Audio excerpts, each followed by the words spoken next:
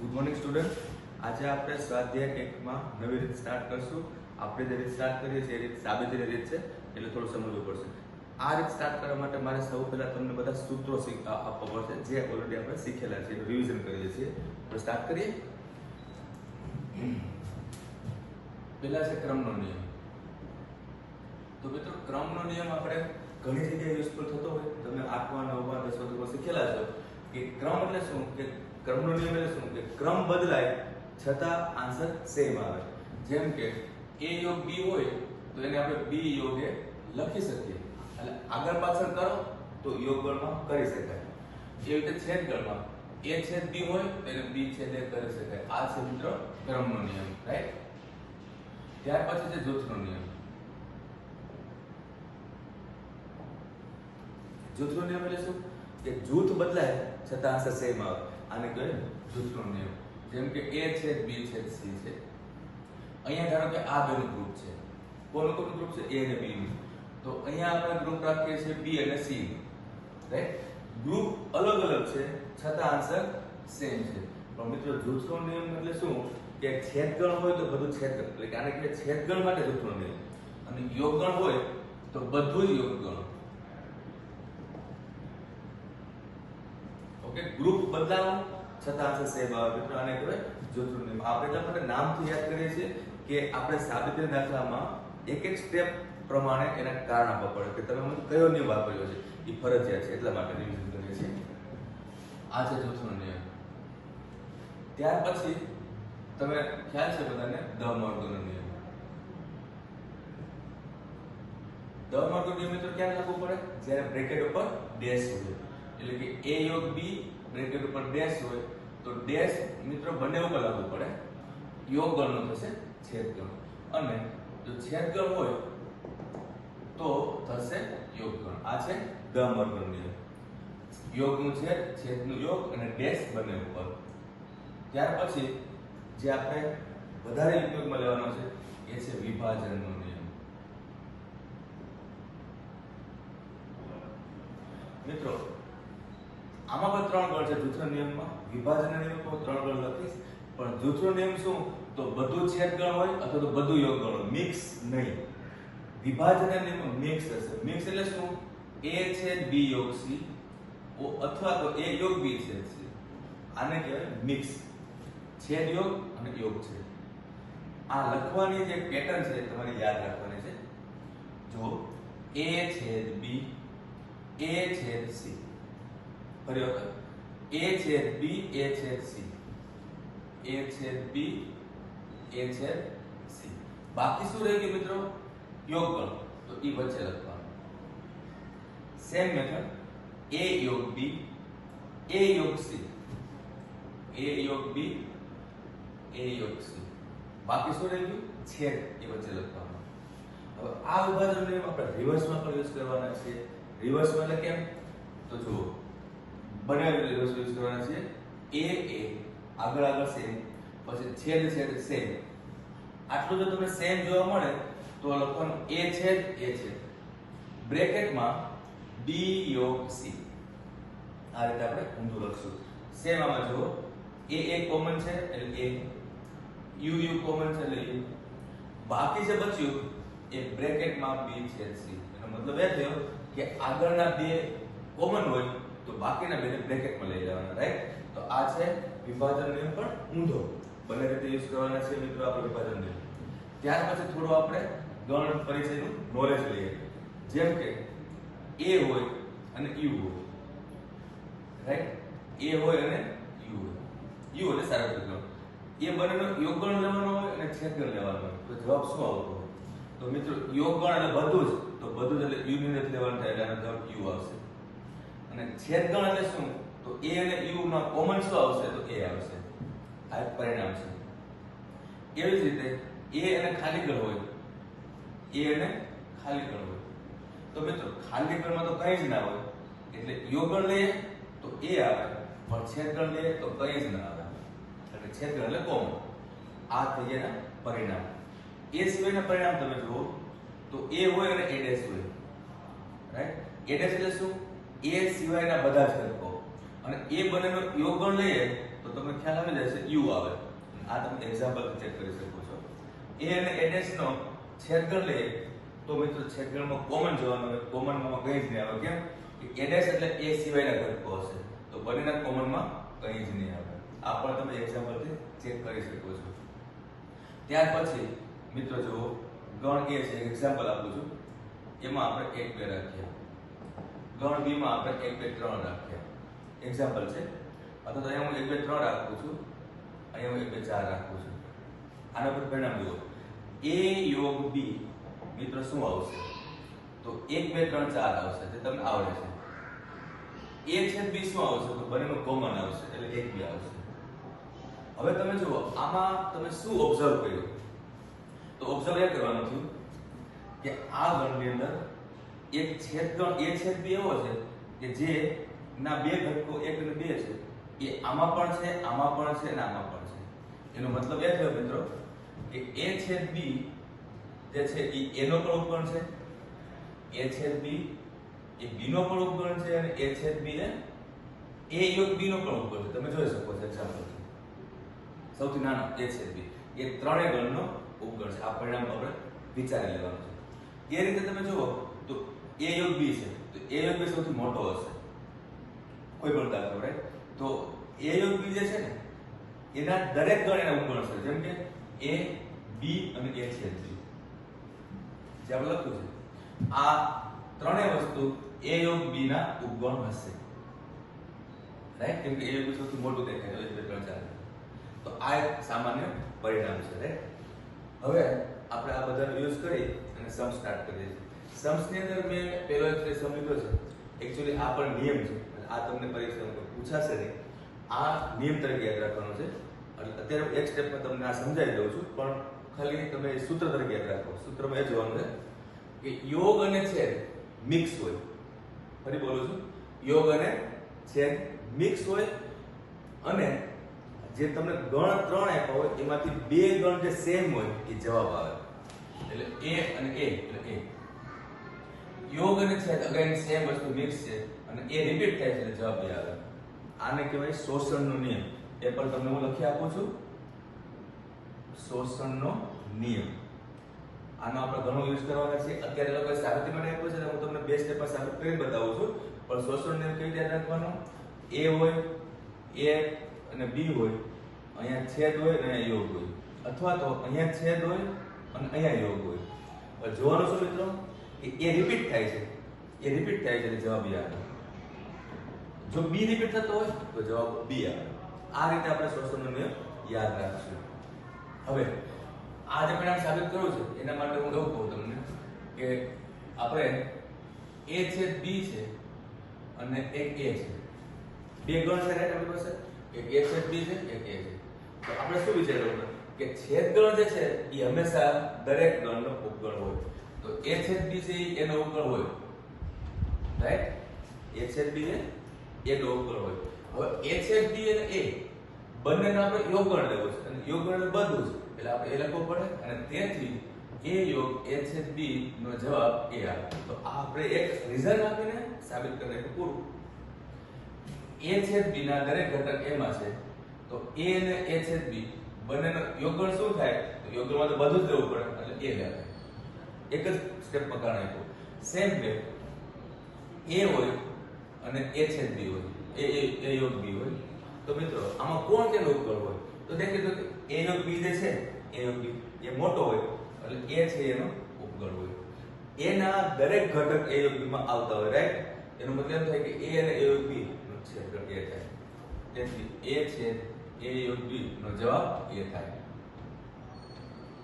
તો આ એક સ્ટેપમાં આપણે કારણ સાથે સમજૂતી આપી, અને આ વસ્તુ પરીક્ષામાં ઓછી પૂછાય કેમ કે એ શોષણનો નિયમ છે જેનો આપણે યુઝ કરવાનો છે. સાબિતી પૂછ્યું છે એટલે આપણે એક સ્ટેપમાં સાબિત કરીને બતાવ્યું. ઓકે, હવે આ શોષણ નિયમ આપણે એક્સ્ટ્રા થઈ ગયો એટલે આટલા નિયમો તમે બરાબર યાદ રાખજો, અને આ આપણા અમુક ચેપ્ટર બીજે પણ યુઝફુલ હોય છે.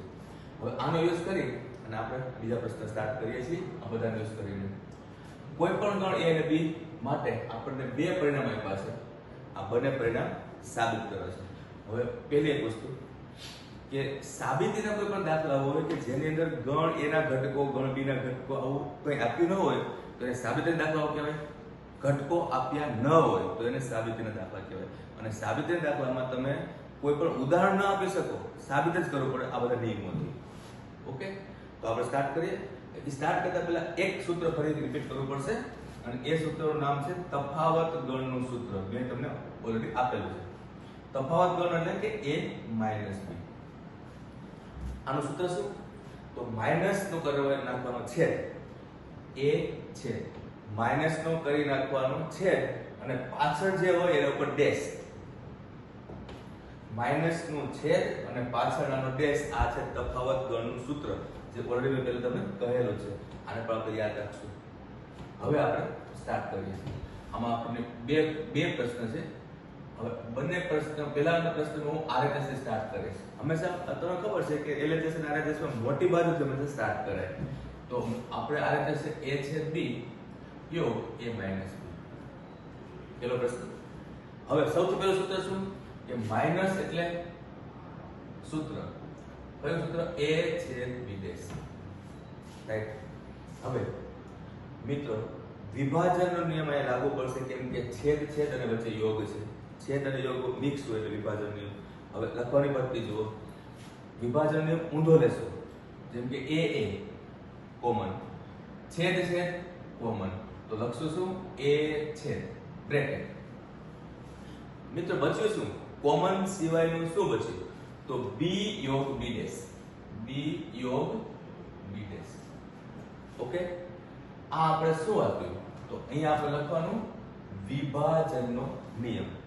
અહીંયા આપણે શું આપ્યું? તો તફાવત ગણનું સૂત્ર વાપર્યું હતું. આ રાઈટ, બ્રેકેટમાં કાર આપી દેવાનું છે. હવે આપણે જોઈ શકીએ છીએ કે A છેદ સેમ રહેતું, B અને B ડેશ નું યોગફળ શું થતું હશે? તો મિત્રો તમે અહીંયા જુઓ, A અને A ડેશ, A અને A ડેશ નું યોગફળ શું થાય? U. એટલે આપણે અહીં લખ્યું છે U. આના માટે કોઈ કારણ આપવાની જરૂર નથી, એ સૂત્ર જ થઈ ગયું. હવે A અને U નો છેદગણ A થાય એટલે આપણો જવાબ LHS આવી ચૂક્યો છે. ઓકે, પ્રેક્ટિસ કરો. હવે બીજો પ્રશ્ન. બીજા પ્રશ્નમાં આપણે LHS થી સ્ટાર્ટ કરશું. LHS માં છે A યોગ B માઈનસ A. હું પ્રશ્ન ફરી વખત રિપીટ નથી કરતો એટલા માટે કે રિપીટ કરું એના કરતા તમે વિડિયો રિપીટ કરીને જોઈ શકો છો.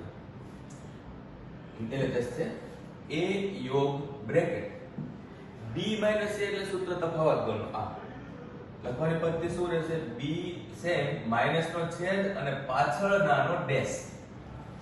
B છેદ A ડેશ. ઓકે, હવે આપણે યોગ અને છેદ મિક્સ છે એટલે વિભાજનનો નિયમ લાગુ પડે. વિભાજનનો નિયમ આ વખતે સીધો થશે, અહીંયા આપણે ઊંધો વાપર્યો હતો. વિભાજન નિયમ જોજો. A યોગ B, A યોગ B, A યોગ A ડેશ. ફરી વખત A યોગ B, A યોગ A ડેશ. બચ્યું શું? વચ્ચેનું છેદગણ લખવાનું. હવે આને આપણે સેમ રાખીએ. A યોગ A ડેશ એટલે શું? A યોગ A ડેશ એટલે U. ઓકે, અને ફાઇનલ આન્સર કે A યોગ B છે અને U છે, તો છેદગણ શું આવતો હશે? U મોટો હોય એટલે A યોગ B નાનો હોય તો છેદગણમાં નાનો આવે એટલે કે A યોગ B આવશે અને is equal to RHS. Okay, હવે દરેક સ્ટેપના કારણ લખીએ આપણે. તો મિત્રો અહીંયા શું કારણ આપશું? તો માઈનસ નો કર્યો છે એટલે તફાવત ગણ નું સૂત્ર વાપર્યું આપણે. ત્યાર પછી આમાંથી આ લખ્યું ત્યારે શું કર્યું આપણે? તો વિભાજનનો નિયમ વાપર્યો. આમાંથી આ લખ્યું ત્યારે આને ડાયરેક્ટ યુ લખ્યું જે કારણ આપવાની જરૂર હતી. આ પર એક ઓબ્વિયસ રિઝલ્ટ છે જેના ઉપર કારણ આપવાની જરૂર હતી. કારણ કેમ આપવાનું? કે જેનું નામ હોય, જેમાં અમે લખ્યું છે. તો એક વખત રિપીટ કરીને તમે પ્રશ્ન જાતે ગણજો. હવે નેક્સ્ટ પ્રશ્ન. આ ટાઈપના પ્રશ્નો આપણી પાસે અત્યારે બે જ છે, પણ આ ટાઈપના પ્રશ્નો બીજા આપણને મળશે એક્સ્ટ્રા તમે કોઈ પૂછે તો. હવે પ્રશ્નમાં એવું છે કે એક આ પરિણામ આપેલું છે જેમાં છે A યોગ B અને A યોગ C સરખા છે. એક આ પરિણામ આવેલું છે જેમાં A છેદ B અને A છેદ C સરખા છે. આ બંનેનો આપણે યુઝ કરવો છે અને આપણે સાબિત શું કરવું છે? B બરાબર C. તો તો આપણે સ્ટાર્ટ કરશું B થી. એટલે જે શક્ય તો વાંધો નહીં, હું ડાયરેક્ટ લખું છું B થી સ્ટાર્ટ કરું છું. રાઈટ? હવે B થી હું સ્ટાર્ટ કરું તો B સાથે મારે એક્સ્ટ્રા આ બેમાંથી કોઈ પણ એક વસ્તુ લખવી પડે. રાઈટ? તો એ હું લખીશ B છેદ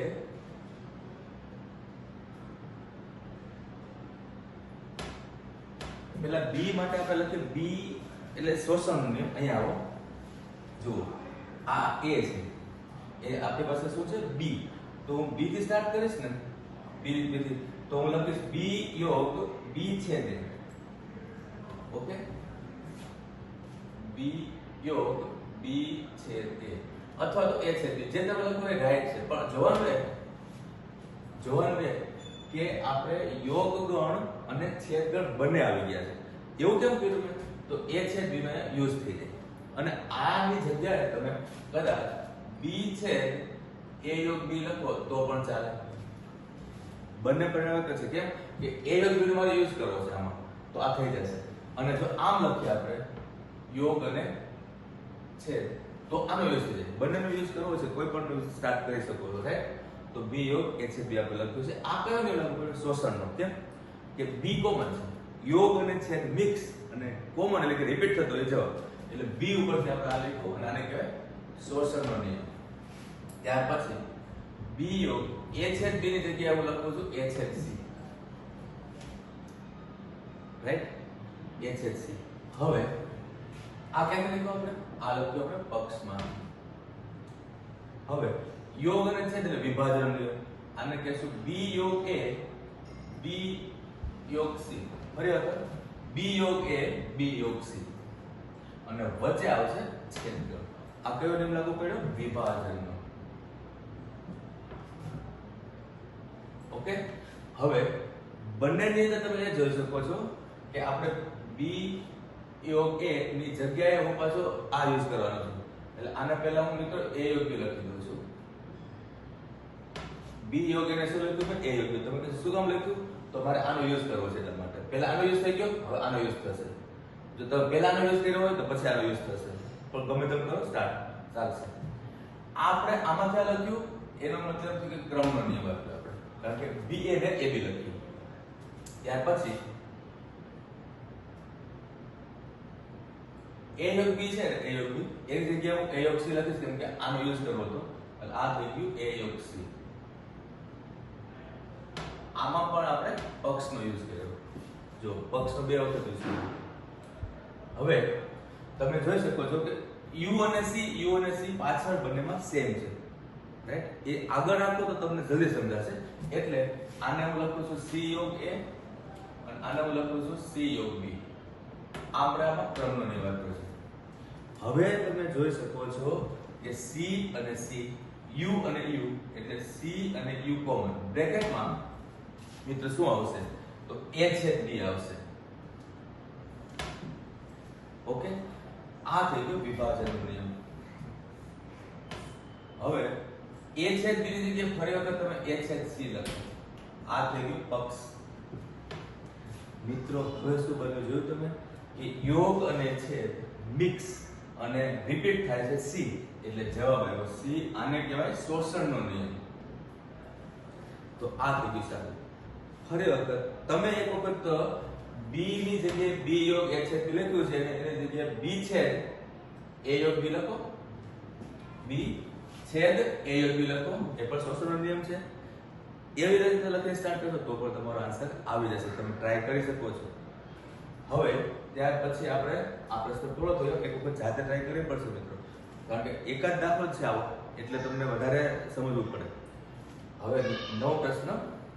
આની અંદર ગણ A અને ગણ B બે ગણ આપ્યા છે. એના માટે A છેદ x B છેદ x બંનેનો જવાબ ખાલી ગણ છે. A યોગ x અને B યોગ x સરખા છે. તો આને જેવું જ આપણે A અને B સરખા સાબિત કરવા છે. તો A અને B સરખા સાબિત કરવા માટે હું A થી સ્ટાર્ટ કરીશ.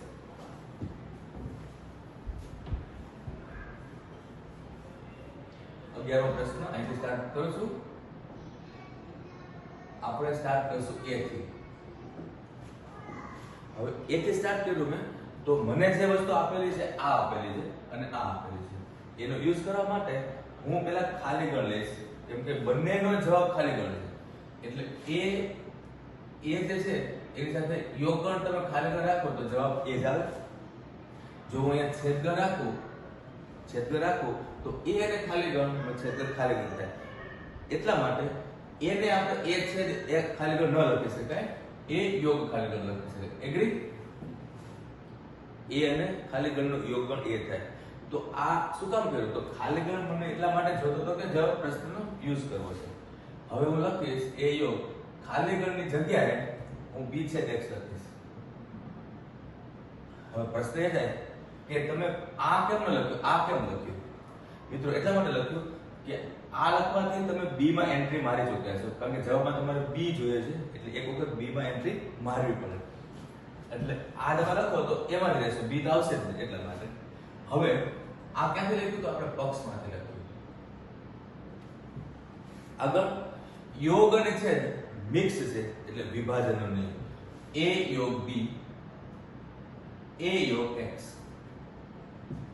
ફરી વખત a યોગ b, a યોગ x. બચ્યું શું? છેદગણ. આગળ વધીએ. આ છે વિભાજનનો નિયમ. હવે આપણે પ્રશ્નનો યુઝ કરીએ. a યોગ b, a યોગ b એટલે a યોગ b રાખવું પડશે, સોરી. છેદ a યોગ x એટલે તમે કીધું b યોગ x લખી શકાશે, b યોગ x. ઓકે. હવે આમાંય b છે ને આમાંય b છે, પણ આ b મને આગળ જોઈએ છે, એટલે હું a યોગ b ને b યોગ a લખી દઉં છું. આ આપણે લખ્યું હતું પક્ષમાંથી. આમાં આપણે કર્યો ક્રમનો નિયમ. ક્રમનો નિયમ એટલે ab નું b લખ્યું. તમે કહેશો શું કામ ક્રમનો નિયમ વાપર્યો? તો આગળ b કોમન કરવા માટે. જો b u એટલે આપણે લખીશું b અને u બ્રેકેટમાં a છેદ x. આને શું કહેવાય? વિભાજનનો નિયમ ઊંધો. ઊંધો નથી લખવાનો, આ વિભાજનનો નિયમ. ત્યાર પછી b યોગ a છેદ x શું છે મિત્રો? તો a છેદ x જે છે ને ખાલી ગણ છે. જો પહેલા નાનો યુઝ કર્યો પછી આ ઓટોમેટિક આવી ગયું, એટલે a છેદ x એ ખાલી ગણ છે. અને આ ક્યાંથી આવ્યું? તો આ છે પક્ષમાંથી આવેલું. હવે b અને ખાલી ગણનો યોગગણ મિત્રો b થશે, એટલે આપણો જવાબ આવી ચૂક્યો છે, a b. આમ જનરલી મારી હેબિટ એવી છે કે હું પ્રશ્ન એક વખત સમજાવું, પૂરો થાય પછી રફ કરીને ફરી સમજાવું. પણ અત્યારે હું એટલા માટે નથી કરતો કે આ જવાબ આવી ગયો, હવે આપણે વિડિયો ફરી વખત સ્ટાર્ટ કરવાનો અહીંથી. રિપીટ થઈ ગયું. ઓકે. આ બધા દાખલા આપણે સાબિતી દાખલા કર્યા છે મિત્રો. આના ઉપરથી તમને 12નો કોઈ પ્રશ્ન પૂછાશે તો હું કોન્ફિડન્ટ છું કે તમને આવડશે. હવે આ સિવાયના હજી 2-4 પ્રશ્નો છે જે આપણે નેક્સ્ટ પીરિયડમાં લઈશું. Thank you.